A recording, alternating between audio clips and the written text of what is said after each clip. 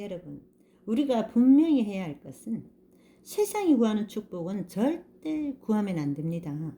그런 것들을 구하면 우리에게 큰 저주가 될 수 있어요. 세상이 원하는 축복, 그런 거 구하지 마시고 하나님께서 원하시는 축복을 구합시다. 우리는 영적인 축복을 구해야 하는 사람들입니다. 그러면 영적인 축복은 뭔가요? 영적인 축복을 구하라. 그럼 영적인 축복은 어떻게 구할까요? 주님, 저를 좀 더 겸손하게 해 주시옵소서. 이것이 영적인 축복을 구하는 것입니다. 주님, 제가 더 주님과 비슷한 사람, 닮은 사람 되도록 도와주옵소서. 제 성품이 더 고결할 수 있도록 도와주시옵소서.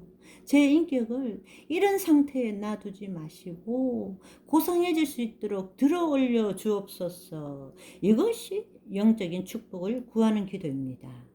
여러분들 기도 속에 이 영적인 축복을 얼마나 구하고 있습니까?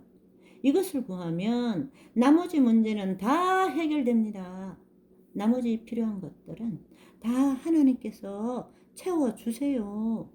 하나님께서 가장 듣고 싶은 기도와 가장 주고 싶은 축복이 바로 이것입니다.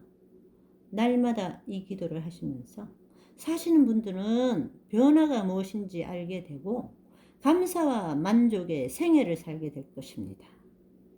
오래전에 10대 청년이 하나 있었습니다. 그런데 그 청년이 암에 걸렸습니다. 얼마나 고통스러웠을까요? 그 어린 나이에 말할 수 없는 고민과 두려움 속으로 빠져들어갔습니다. 그런데 그 청년이 그 괴로움 속에서, 고민 속에서 하나님의 말씀을 읽기 시작했습니다. 또 참된 복음을 전하는 설교를 접하기 시작했어요. 삶이 개혁이 됐습니다. 심령이 새롭게 거듭났어요. 정말 놀라운 변화가 생겼습니다. 얼마 전까지만 해도 다 죽어가면서 불만과 인생에 대한 한을 그냥 토로하는데 정신없었던 청년이었는데 이제 더 이상 이 청년은 어리지 않습니다. 성숙하고 영적인 깊이를 가진 그리스도인이 되었습니다. 그 청년을 만나면 얼굴에 평안과 경건함이 흘렀습니다. 여러분, 거듭남은 이런 것입니다. 거듭남은 분명한 결과를 가져옵니다. 내 얼굴과 내 삶과 내 태도와 분위기에서 분명한 결과를 보여줍니다. 그 목표, 그것을 정확하게 바라보고 거듭남을 강구하셔야 되세요.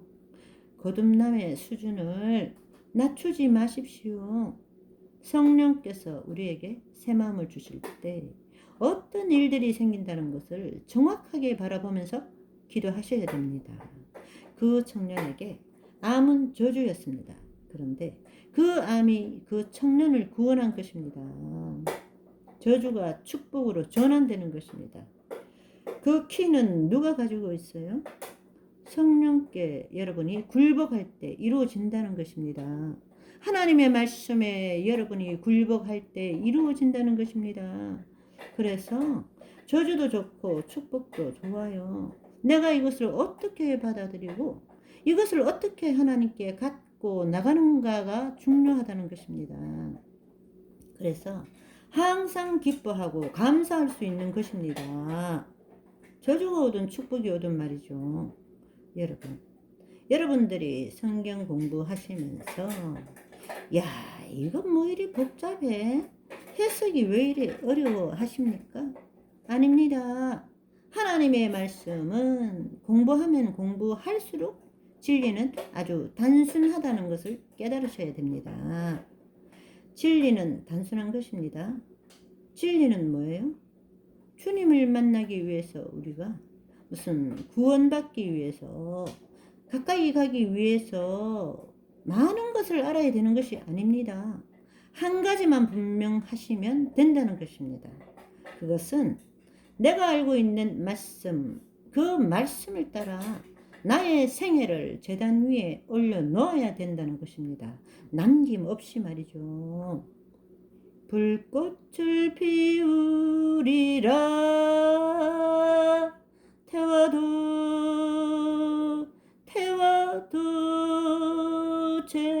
이해가 되지 않는 위대한 그리스도인들은 많은 것을 아는 사람들이 아닙니다. 참된 신앙인은 내게 비추어진 빛, 하나님께서 내게 주신 그 진리의 말씀에 나의 온 마음, 생애를 드린 사람들입니다. 여러분들이 5개를 알았으면, 5개를 받았으면 그 5개를 주세요. 3개를 안 사람들은 3개를 주세요. 그러면 거기서부터 주님께서 여러분들을 인도하신다는 것입니다. 많이 아는 것이 아니라 내게 비추어진 빛에 온전히 내 마음을 드리고 굴복하는 것입니다. 여러분, 주님 안에서 행복하고 만족하게 사는 삶의 공식이 있습니다. 이 공식을 좀 나누어 볼까요? 이 공식대로만 여러분들이 살게 되시면 개런티 합니다. 만족하고 평안하게 살게 되는 것입니다. 행복하고 만족한 삶에는 많은 공부, 많은 재산이 필요한 것이 아니고 좋은 가족, 명문 학교도 필요 없어요. 그런 거 다 필요 없고요. 행복과 만족한 삶을 살려면은 딱 2가지만 있으면 됩니다. 뭘까요? 첫 번째, 하나님께서 주시는 진리를 단순한 마음으로 받고 순종하십시오. 온전한 마음으로 믿으세요. 그리고 그것을 나의 온 생애로 부둥켜 안고 살아가세요. 2번째는 성령께서 내 마음에, 내 양심에 그때 호소하시고 인도하실 때마다 그것을 겸손하게 붙잡고 성령을 의지하고 따라가세요. 이 2가지만 여러분의 생애 속에서 이루어진다면 여러분은 감사와 확신으로 살아가게 되고 행복한 삶을 살 수 있습니다. 여러분의 상황과 재산과 학벌이 어떠하든지 간에 그것은 상관이 없습니다. 여러분이 지금까지 어떻게 망가진 생애를 살아왔는지 그것도 상관이 없습니다. 오늘부터 여러분이 이 마음을 가지면 오늘부터 여러분의 생애는 달라질 것입니다. 그것이 성령님이 하시는 역사고 말씀의 파워인 것입니다. 여러분이 온 마음을 다해서 이것을 믿으셔야 됩니다. 여러분 아십니까? 여러분만 행복과 만족을 추구하는 것이 아닙니다. 세상 사람들도 다 행복하기를 원하고 만족하기를 원합니다. 그런데 세상 사람들도 행복과 만족을 추구하는데 우리와는 다른 공식으로 추구합니다. 세상이 원하는 공식은 따로 있다는 것입니다. 그것이 무엇일까요? 먼저 세상이 원하는 행복의 공식은 좋은 학교를 가야죠. 좋은 직장을 잡아야죠.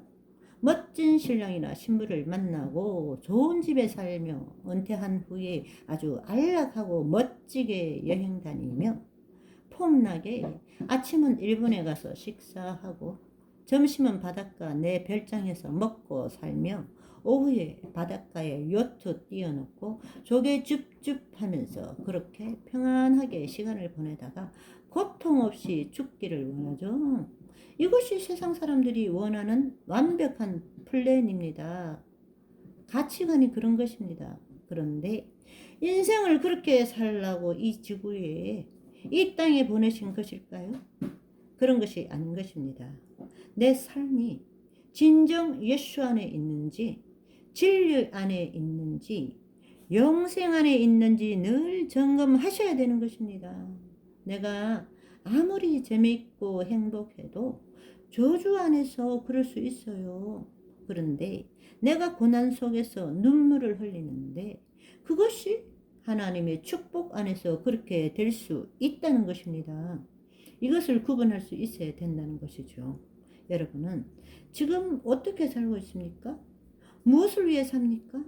정말 행복과 만족을 어떻게 추구하고 계십니까? 예수님 안에 사는 오늘입니까?